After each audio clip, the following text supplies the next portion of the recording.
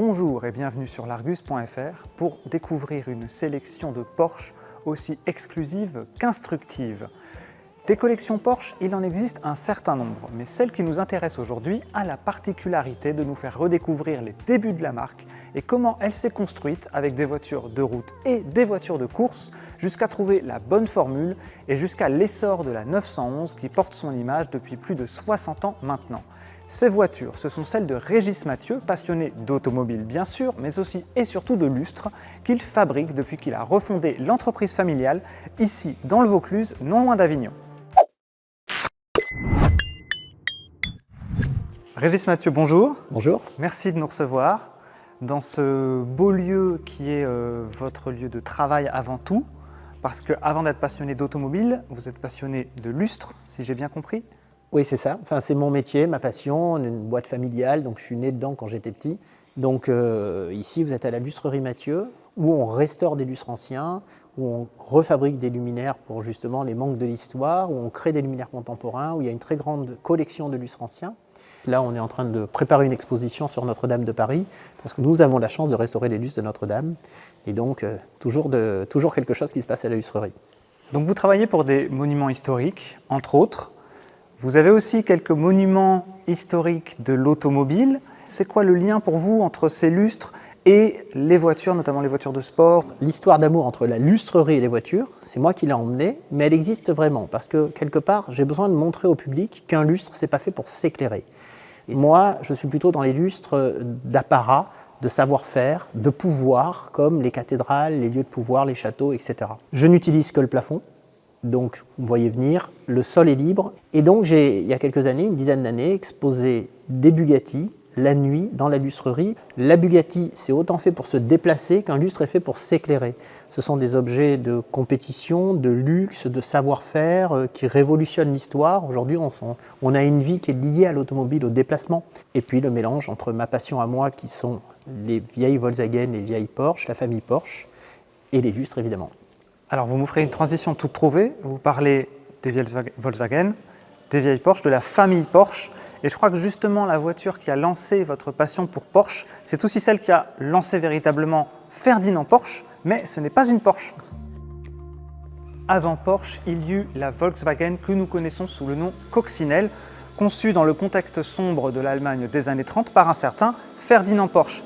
Cet exemplaire-ci est dans un état exceptionnel. Est-ce que vous pouvez nous dire un petit peu quelle version c'est, de quelle année il est et comment vous l'avez trouvé?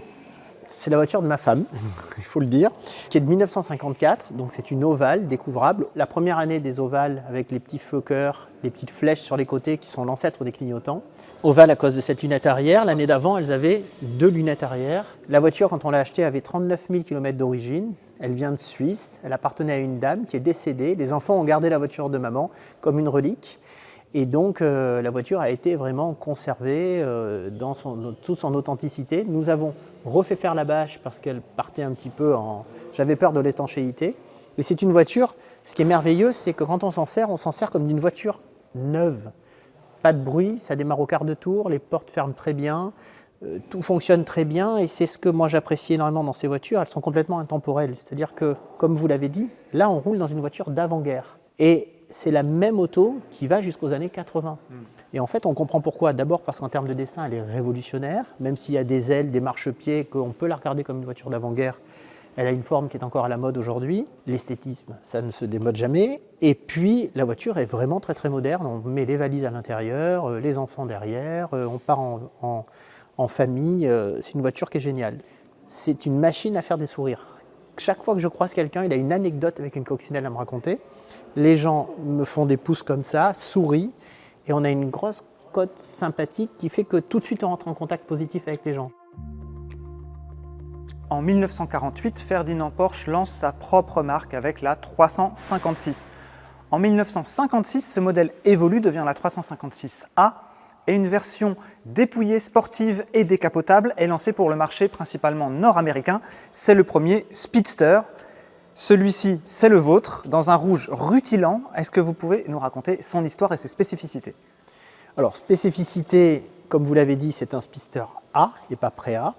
Et en fait, pendant les 4 ans du Spister, celui-là, c'est la dernière année. 75 chevaux, c'est le 1600 Super, sinon ce sont des 60 chevaux. C'est une voiture à laquelle je suis très attaché. Je l'achète, j'ai 19 ans, presque 20 ans. Et j'ai tout fait avec cette voiture. Ça a été à la fois ma voiture de collection, ma voiture de tous les jours, ma voiture pour faire du circuit, des balades, des rallyes. J'ai calculé l'autre jour par rapport à mes petits cahiers, quasiment 350 000 km avec cette voiture. Et en fait, chaque année, j'améliore quelque chose. Je nettoie les clignotants, j'enlève l'oxydation à l'intérieur, je refais les soupapes, je démonte les culasses, on refait les freins, enfin tout ça sur 30 ans. Le moteur lui-même est resté d'origine. Le bloc moteur, on ne l'a pas touché, on ne l'a pas ouvert. J'ai fait les culasses, c'est tout ce qu'on a fait. C'est une voiture qui est extrêmement fiable, extrêmement facile à conduire, extrêmement légère, qui a une énorme cote de sympathie et qui est à la fois qui est très très polyvalente. C'est Porsche à l'époque, c'est ça, c'est la polyvalence. Elle a fait 15 fois le tour auto cette voiture avec moi. Moi j'y suis très attaché, je dis toujours en plaisantant, si je devais avoir qu'une voiture, ce serait celle-là. Je me souviens, j'étais étudiant évidemment, j'allais à la faculté avec cette voiture et quand mes copains venaient voir la voiture, ils disaient mais c'est ça ta Porsche? Mais c'est pas une Porsche ça. Alors je disais oui c'est une Porsche. Fais écouter le bruit, montre-moi le moteur. À chaque fois le bruit très proche d'une coccinelle, ça les faisait marrer. Et quand je leur montrais le moteur, ils me disaient « il est tout là ton moteur ?» Parce que c'est vrai que c'est tout petit. Cette 356, même si elle a une architecture différente de la coccinelle en termes de châssis, puisqu'elle passait au monocoque quand la coccinelle reposait sur un châssis plateforme avec une poutre au milieu et un plancher, elle a conservé un moteur 4 cylindres à plat, refroidi par air, en position de porte-à-faux arrière. Ah, oui, les phares sont des phares de coccinelle, il y a plein de petites pièces qui sont coccinelles. Et d'ailleurs, de 48 à 53, je pense que 80% des pièces d'une 336 sont des pièces Volkswagen. C'est pour ça qu'il y a plein de maniaques qui aiment la Porsche qu'à partir de 54 parce que la boîte, le moteur, etc. sont plus Volkswagen, mais avant c'est Volkswagen. La notion de Spister, en fait, c'est la voiture pas chère de l'époque pour concurrencer les petits roadsters anglais. Elle a le pare-brise qui ressemble comme 2 gouttes d'eau au pare-brise des premières Corvettes, une forme qui essaye plus ou moins de ressembler au Jaguar XK, mais la voiture doit être très peu chère et pour ça, Porsche la dépouille de tout. Il n'y a pas de vide sur les côtés, il n'y a pas de boîte à gants, vous avez vraiment le minimum. Et cette voiture se retrouve extrêmement légère, rigide parce que le pare-brise en verre la rigidifie, le centre de gravité descend parce qu'il n'y a rien en haut, et en fait, les pilotes vont s'amuser à acheter cette voiture pour aller faire des compétitions le week-end. La fiabilité de Porsche fait que la voiture va remporter des compétitions, Porsche va s'apercevoir de ça et monter ses autos en voiture de course. Et dans les pilotes ou stars célèbres qui ont roulé avec cette auto, il y a évidemment James Dean, que l'on voit sur quasiment toutes les photos avec cette voiture. Par contre, l'accident de voiture qu'il a, c'est pas du tout avec un Spister, c'est avec un Spider, qui est vraiment la version circuit et compétition. Comme aujourd'hui avec la 911, Porsche n'a cessé de faire évoluer la 356 avec des versions de plus en plus sportives, faisant notamment apparaître ce nom Carrera, qui est bien connu aujourd'hui, qui vient de la course mexicaine, la Carrera Panamericana. Cette version, c'est une Carrera GT de la 356. C'était, d'après Porsche, la GT3 RS de son temps, quand elle est sortie. Cet exemplaire-ci, je crois, est très très particulier. Très particulier pour moi pour plusieurs choses. D'abord, déjà avoir une 356A Carrera GT, ça fait beaucoup pour un seul homme. Je suis très heureux, très fier. C'est la dernière des 356 Carrera, donc c'est le dernier numéro de série. C'est une voiture qui n'a pas été remise à neuf comme on peut en voir parfois. Elle a des traces d'utilisation, des petites bosses par-ci par-là. Je ne m'intéresse qu'aux voitures qui ne sont pas restaurées. Pas parce que le reste ne m'intéresse pas, loin de là, parce que j'ai eu la chance d'en avoir, et j'ai la chance d'en avoir des voitures comme ça. Donc les voitures toutes d'origine viennent à moi, et cette voiture elle est vendue en 59, revendue en 62, puis en 67 à Marseille-Laquaire.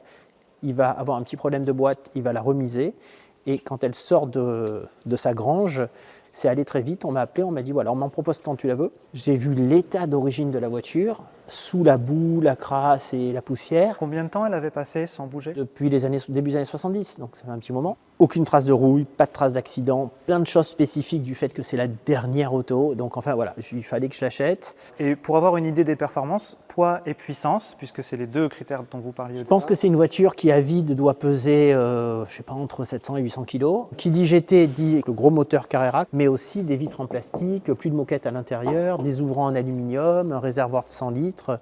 Enfin, vraiment une voiture qui est faite pour la compétition. Performance, ces fameux 4 cylindres, 4 arbres à cam en tête, carter sec, double allumage, sont très très performants, même si sur le papier ça n'impressionne pas. C'est, je crois, 115-120 chevaux, 1600, mais ça monte à 8000 tours. Et puis, c'est une Porsche. C'est-à-dire, alors moi qui suis très Porsche, je vais vous expliquer que 100 chevaux de Porsche, c'est 250 chevaux de notre marque, hein. Donc c'est une voiture qui est extrêmement rapide, extrêmement puissante. Les freins sont surdimensionnés, ils sont ventilés. Ce sont des autos qui sont faites que par des ingénieurs pour les emmener tout de suite à la limite. C'est toujours pareil, ces Porsche anciennes. Sur le papier, les performances n'ont rien à voir avec les sensations que l'on a quand on est à l'intérieur. Après la 356A, il y eut la 356B. Porsche a continué à faire évoluer cette voiture vers toujours plus de performance et de sportivité, brouillant la limite entre la course et la route, jusqu'à cette 356B Carrera 2 GT avec un moteur 2 litres, qui est vraiment l'aboutissement ultime de la sportivité sur la 356. Ouais, je crois vraiment qu'il n'y a pas mieux, à part les prototypes, en 356 que la 2 litres Carrera GT. Je pense que beaucoup de gens qui nous écoutent ne savent même pas que ça existe. C'est la voiture qui va écrire l'histoire de la 911, hein, parce qu'on est le carter sec, les 130 chevaux, le 2 litres, le volant en bois. Vous voyez, on est vraiment sur le début de la 911 et la fin de la 356, ça se touche. Mais c'est vraiment une voiture qui est complètement issue de la compétition. Donc le moteur 2 litres, c'est le moteur qui est utilisé dans les 904 pour faire les 24 heures du Mans, etc. Les freins annulaires, les premiers freins à disque de l'histoire de Porsche sont les freins qui sont utilisés sur la Formule 1 804. Vous avez, comme toutes ces Carrera, des radiateurs à l'avant. Tout est en engrenage, il n'y a pas de chaîne. Et quelque part, le moteur de la 911, que l'on a encore dans nos 911 modernes, vient de ce moteur-là, dans lequel on a corrigé les défauts. De l'engrenage, on est passé aux chaînes, puis aux tendeurs de chaîne hydrauliques, etc. Mais on a gardé les qualités, le fameux carter sec, qui font qu'aujourd'hui, ces voitures-là ont une énorme polyvalence entre compétition et utilisation. Et donc là, on est sur une voiture rarissime qui reprend la logique des Carrera GT, c'est-à-dire les ouvrants en aluminium, un réservoir de 100 litres, le remplissage au centre, plus de moquette à l'intérieur mais des Lexans, des vitres en plastique, des petites sangles qui tiennent les vitres, des sièges en aluminium, tout est au service de la compétition. Et ce qui est merveilleux avec Porsche, je pense que c'est le cas des GT3 aujourd'hui encore, c'est qu'en fait, elle est déguisée en voiture de tous les jours. À conduire cette voiture, c'est les mêmes sensations que si je prends une Carrera RS 2 litres 7 aujourd'hui par rapport aux voitures normales ou une GT3 RS aujourd'hui. En termes de rareté, par contre, c'est pas du tout pareil. Ce sont des voitures où vous comptez les exemplaires sur les doigts d'une main. On est plutôt dans la rareté des 911R de l'époque. Et aujourd'hui, des vraies voitures de compétition qui sont vendues chez Porsche au compte-gouttes pour les écuries de pilotes. Cette 356, c'était l'aboutissement ultime d'une voiture de route chez Porsche, mais en parallèle, évidemment, Porsche engageait des voitures de course, notamment la célèbre 550A, qui a évolué pour devenir la 718.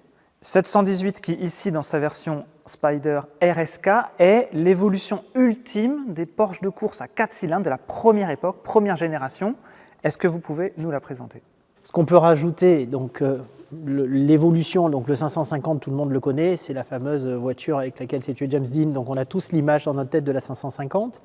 C'est un châssis comme une échelle, avec 2 grandes poutres sur les côtés et des traverses.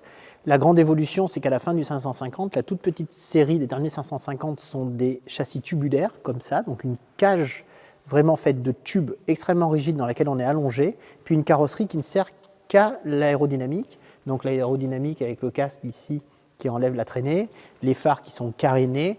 On est dans un progrès qui est le même dans toutes les marques. Les Ferrari ont un petit peu comme ça des phares carénés, les Aston Martin DB3S, etc.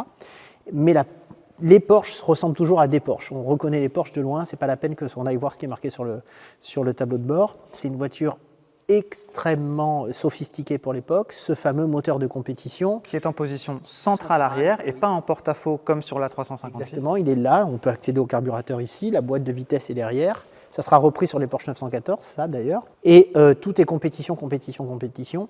C'est un rêve de posséder une voiture comme ça. Vous êtes dépositaire d'une voiture de course qui a une très grosse histoire.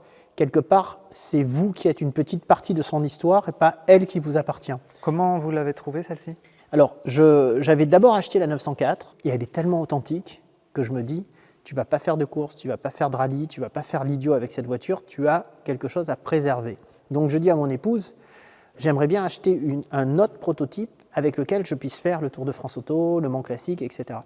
Et nous partons sur l'idée d'acheter un Spider 550. Et puis, dans les gens que j'avais visités pour rencontrer des propriétaires de 904, un propriétaire avait ce 718 RSK qui devait vendre à l'époque à Sterling Moss Puis Sterling Moss a eu un accident, il s'est cassé les 2 jambes et sa femme a racheté aux enchères une de ses anciennes autos. L'alchimie a marché, notre projet de rouler avec, de continuer à faire des courses, de s'en servir lui a plu. Je dis le budget que j'ai et le propriétaire me serre la main en me disant bah, « t'as fait une bonne affaire ». Et voilà comment je suis parti avec la voiture. Je crois qu'aujourd'hui, je ne réalise pas la chance que j'ai de posséder ces voitures. Donc, si on résume, si ce n'était pas vous, c'était Sterling Moss.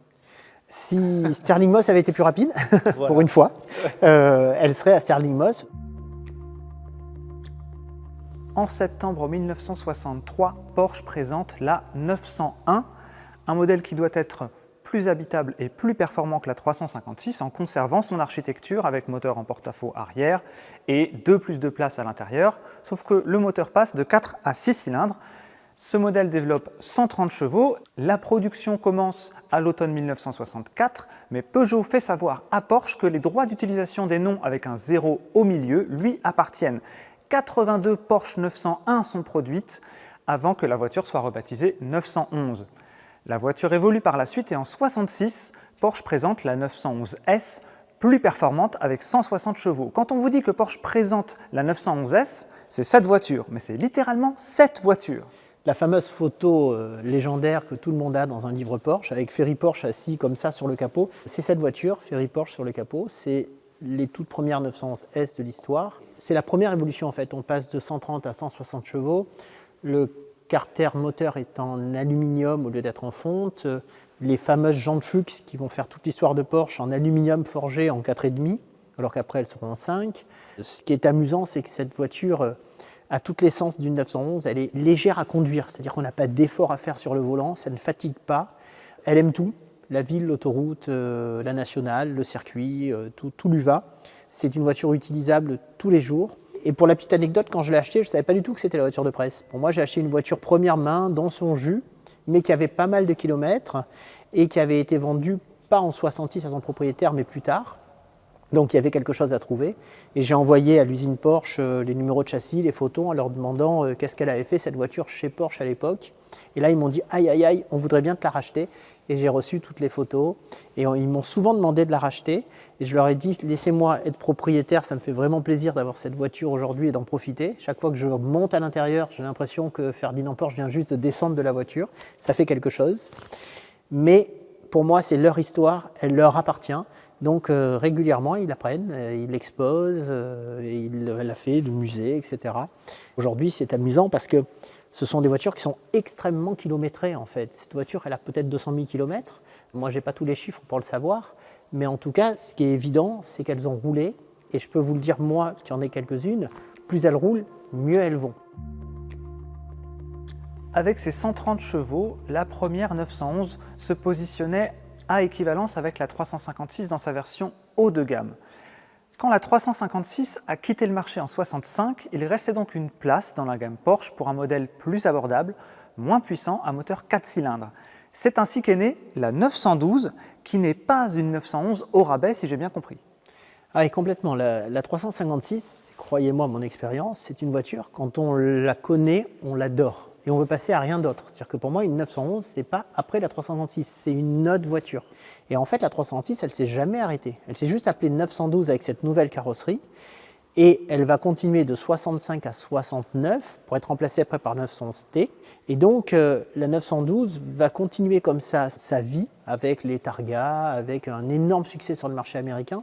Il n'y a que nous, en France, qui avons toujours peur d'acheter une Porsche au rabais. Parce que Porsche, pour nous, en France, c'est tellement un signe extérieur de richesse que quelque part, si elle est au rabais, le signe extérieur de richesse ne marche pas. À l'époque, certaines années, la 912 était d'ailleurs mieux vendue que la 911. Oui, complètement. Oui, la 912, je vais vous dire des bêtises, mais on est à 30 000 exemplaires sur 4 ans. C'est vraiment une voiture qui a un énorme succès. Alors celle-là, on la partage avec mon fils, qui est passionné aussi par les 356. Nous avions voulu avoir une des premières 912 qui a encore toutes les caractéristiques de la 356. Après, sur la ligne de production, ce qui était mis dans une 911 est arrivé tout de suite derrière. Des moquettes de 911, des compteurs de 911, 5 compteurs, etc. Là, vous avez une auto qui a des moquettes de 356 et énormément de pièces de 356 typiques, dont les 3 compteurs et le tableau de bord peint de la couleur de la voiture, comme toutes les 356. Alors que les 911, elles, sont arrivées avec un tableau de bord en bois Et puis à l'époque de la S, la 911 est arrivée avec son tableau de bord en aluminium. Je crois qu'elle a gardé jusqu'à aujourd'hui cette fameuse bande de métal sur le tableau de bord. Et c'est très amusant parce que quand on roule dans cette voiture, on a à la fois le bruit, le rapport poids-puissance et l'ambiance d'une 356 avec une carrosserie plus moderne. Et il faut voir que Porsche a toujours eu une politique d'accessibilité. Aujourd'hui, avec les Boxster, quand les Boxster sont sortis, c'était vraiment l'entrée de gamme qui fait qu'on pouvait s'acheter une Porsche si on voulait s'acheter une Porsche. Moi, j'ai beaucoup acheté d'automobiles à des creux de vague en me disant « Ah, cette voiture est venue à mon prix, à ce que je pouvais mettre dedans. » Et Arthur, mon fils, a cette logique aujourd'hui avec cette 912. En fait, il a le budget pour s'acheter une Golf d'occasion. Et en fait, il me dit « Papa, moi, j'aimerais une voiture qui représente autre chose, qui représente ma passion pour l'automobile, ma passion pour les coccinelles, pour les 356, pour Porsche, mais qui soit dans le budget d'une Golf. » Et voilà pourquoi lui a acheté ça. Et voilà pourquoi moi, à l'époque, j'ai acheté une 356 Speedster, beaucoup moins chère que mes copains, je me souviens à l'époque, achetaient leur 205 1,6 litre, puisque c'était l'époque. Et ils m'expliquaient qu'ils étaient plus puissants, qu'ils allaient plus vite que mon 356 Speedster. Et moi, je leur expliquais que je roulais avec une page de l'histoire de Porsche, et elles attirent toujours la sympathie. En 1963-1964, pendant que Porsche se lance sur la route la 911, sur circuit, c'est la 904 qui fait ses débuts. Une voiture qui a été innovante à plus d'un titre, notamment dans sa construction. Alors pas que sur circuit, parce que le 904 c'est Targa Florio, Tour de France, etc. À l'époque ce sont les mêmes voitures, c'est ça qui est assez génial. On a un prototype des 24 heures du Mans avec lequel on peut rouler sur la route. Moi je m'en prive pas. La modernité de cette voiture, c'est que Porsche par rapport au Spider qui était vraiment fait à la main, une toute petite vingtaine par an maximum, vont vouloir vendre 100 voitures d'un coup. Donc ils vont avoir l'idée géniale de la faire fabriquer par un fabricant d'avions, Henkel. Elle est moulée et elle est en fibre de verre. Donc c'est révolutionnaire pour Porsche, c'est la première fois. Et la voiture a un châssis qui est très simple, qui est revenu à la chose la plus simple possible. Une échelle, 2 grandes poutres, extrêmement léger, tout est vide. Et dans lequel vous avez des traverses, et c'est là où c'est novateur, il y a la traverse pour mettre le 6 cylindres, la traverse pour mettre le 4 cylindres, la traverse pour mettre le 8 cylindres. Voilà, elles vont courir avec les 8 cylindres des Formule 1 pour l'usine Porsche. Toute la série va être faite avec le moteur 4 cylindres des Carrera 2. Et puis l'année d'après, 65, ce sont les 914-6 qui ont des écopes d'air plus grandes qui, elles, ont les 6 cylindres. Mais il n'y en a qu'une petite dizaine. Ce sont des voitures de course. La plupart ont ces moteurs qui ont été détruits ou abîmés. Elle, on a de la chance. Quand je l'achète, elle a 1813 km d'origine. Elle a des pneus de 64. Elle était dans un musée au Japon. Mon idée à moi, c'est de l'acheter pour rouler avec, pas pour la rendre musée. Et donc, je change les pneus, je change les plaquettes de frein, je change l'huile, quelques durites et je refais rouler la voiture. Elle est dure comme du bois. Donc, je démonte les amortisseurs, je les renvoie chez Sachs. Je ne veux pas les nettoyer, je veux pas, parce que tout a une patine absolument magnifique. Je veux uniquement les refaire. Et depuis, elle est comme ça. Elle marche très bien. Elle démarre au quart de tour. Elle fait partie de ces voitures. On a l'impression de rouler avec une voiture neuve de compétition. Mais quelque part, quand vous avez une voiture qui est tant originale, vous êtes le garant de l'authenticité de cette voiture. C'est une voiture que je garde un peu comme une relique ou comme un vrai objet d'art dans sa conservation, mais que je ne me prive pas de faire rouler. C'est-à-dire que mes voisins le savent, ils l'entendent surtout. Pour donner une idée du niveau de légèreté apporté par cette carrosserie en fibre de verre, ce châssis échelle, selon Porsche, la voiture fait 650 kg seulement, dont 100 kg de carrosserie, avec un moteur en 4 cylindres ici qui fait 180 chevaux. Vous dites que vos voisins vous entendent quand vous démarrez, c'est normal. Ces échappements ont été surnommés les mégaphones, c'est pas pour rien. On comprend pourquoi. D'ailleurs, au passage, on voit ici écrit Carrera GTS. Est-ce que vous savez pourquoi la voiture s'est appelée comme ça? Non.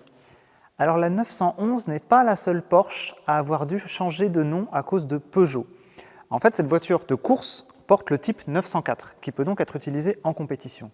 Mais comme elle a été commercialisée avec une homologation routière, les modèles routiers ont dû être renommés Carrera GTS, car les droits, encore une fois, avec le 0 au milieu, appartenaient à Peugeot. Elle est ainsi devenue la première Porsche nommée GTS. Comme la 356 avant elle, la Porsche 911 évolue au fil de sa carrière et Porsche intègre notamment des éléments venus de la compétition dans cette version Carrera RS 2,7 litres, considérée comme le saint graal de la première génération de la 911. Est-ce que vous pouvez nous dire un petit peu ce qu'elle a de particulier? Celle-là, ce qu'elle a de particulier, c'est que je l'ai achetée en 1992, je crois, donc ça fait 32 ans que je l'ai, elle fait partie de la famille. Et quand je l'ai achetée, c'est une voiture qui est normale, qui est une vieille voiture de circuit mais désuète et qui coûte pas très très cher parce que le propriétaire n'avait pas modifié la voiture, donc pas mis de gros freins, pas allégé, etc. Aujourd'hui, c'est amusant. En fait, elle est rare parce qu'elles ont quasiment été toutes allégées et qu'on préfère garder une voiture originale comme ça. Et voilà, elle avait 80 000 km quand je l'ai achetée, elle doit en avoir 140 aujourd'hui. Elle est en très très bon état. La chose spécifique de la RS qu'il faut comprendre, compétition client, c'est qu'en 1972, Porsche va gagner toutes les compétitions. 70, 71, 72, Le Mans, les Can-Am, toutes les compétitions de partout sont gagnées. Porsche à l'époque est largement subventionné en compétition par Volkswagen, par le groupe Volkswagen, qui, à part en France, Porsche et Volkswagen sont vendus dans le même réseau. On est le seul pays qui a ce problème-là, cette spécificité d'avoir dissocié Porsche et Volkswagen. Et donc, en 1972, c'est le choc pétrolier. Volkswagen va dire on arrête de financer Porsche. Et Porsche va dire à ce moment-là, on va faire nous-mêmes l'histoire. On va créer une voiture compétition client, Rennsport, mais contrairement au Carrera GT des années 50 ou 60, en grande série. Donc, ils en sortent 500 pour l'homologation. Elle a tellement de succès, Salon de Paris 1972, qu'ils en font 500 de plus, puis ça va finir à 1580, et que la voiture est faite pour faire vraiment du circuit, de la compétition. Elle va rester la voiture la plus rapide sur circuit jusqu'en 1992, son anniversaire, on va sortir la nouvelle RS, et c'est une voiture qui a déjà les premiers appendices en polyester, l'aérodynamique, la première fois que les roues arrière sont plus grosses que les roues avant dans une Porsche 911, ce qui maintenant est un truc standard. Un aileron, le premier aileron d'une 911, qu'on appellera queue de canard, exactement. Et puis après, va arriver derrière les turbos, donc les roues arrière très grosses, des gros ailerons, des pelles à tarte, on est habitué aujourd'hui à ça. Et puis, cette voiture, elle est à l'aise sur route, en ville et sur circuit, vraiment de la même manière. C'est une voiture extraordinaire. D'où le côté Graal et cote aujourd'hui. C'est pas parce que juste elle a une petite queue de canard et les roues rouges, puisque ça a été gardé après sur la Carrera 2,7 litres, puis la Carrera 3 litres, etc. Porsche n'a pas arrêté de faire des voitures qui sont les Carrera. Mais la 2.7 RS, cette caisse légère, cette polyvalence absolue, en font une voiture extraordinaire. La Porsche 911 a changé de génération en 1974, c'est-à-dire un an après l'année de commercialisation de la RS 2,7 litres. La formule était lancée, puisqu'on a retrouvé par la suite et jusqu'à aujourd'hui des 911 Carrera, 911 S, jusqu'au modèle RS, aujourd'hui notamment la GT3 RS, qui est vraiment l'héritière directe de cette version allégée, très sportive, avec un moteur quasiment de course. Et c'est vraiment cette voiture qui a permis à Porsche de peaufiner la formule et de la faire ensuite évoluer jusqu'à aujourd'hui. Régis Mathieu, merci beaucoup de nous avoir accueillis. Merci pour cette visite, cette découverte de cette sélection exceptionnelle de Porsche et d'une Volkswagen qui a commencé toute cette histoire.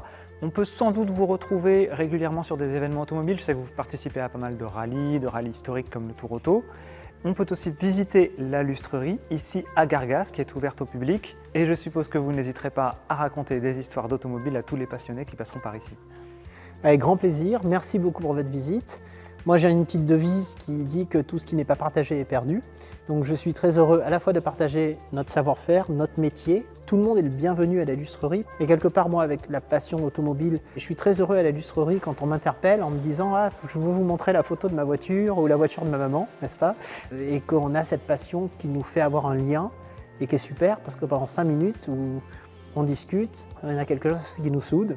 Donc je suis très heureux de partager, les gens sont vraiment, le public est vraiment le bienvenu à la lustrerie. Surtout que là, nous allons ouvrir une exposition sur les lustres de Notre-Dame et ça sera l'opportunité de voir les lustres de Notre-Dame de Paris comme on ne les verra probablement plus jamais, en tout cas comme on ne les a jamais vus, c'est-à-dire seuls, qui vous racontent une histoire et après, ça crée une émotion, ça crée de la culture, ça crée un partage et je vous assure qu'après on retourne à Notre-Dame, c'est pas la même chose que quand on va à Notre-Dame et qu'on n'a pas vu les objets merveilleux sortis de leur décor.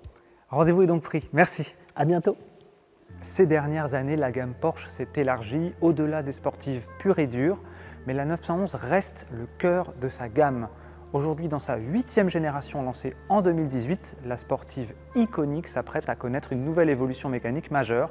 Après le turbo, après le refroidissement liquide, après la transmission intégrale, Elle s'apprête à être restylée et à accueillir une version hybride. Quant à la 718 moderne, descendante directe de la RSK que nous avons découverte aujourd'hui, sa prochaine génération deviendra carrément 100% électrique. Ceci est une autre histoire. Pour découvrir plus en détail la collection automobile de Régis Mathieu, notre article est en lien dans la description de cette vidéo. Et pour ne rien manquer de l'actualité automobile, vous pouvez bien sûr nous suivre sur les réseaux sociaux et sur l'argus.fr. À bientôt.